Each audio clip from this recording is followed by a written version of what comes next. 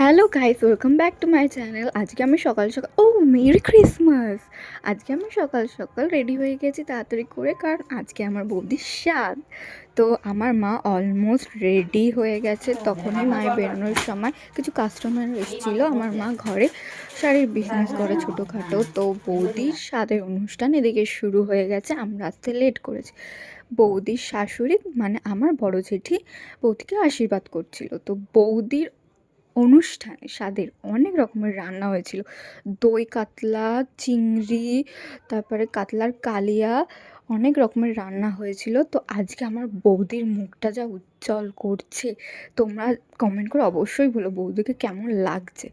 তো দাদার খুব খিদা পেয়ে গেছে, এর জন্য ওইখানেই বসে দাদা খাওয়া আরম্ভ করে দিয়েছে। ভাবো তাহলে।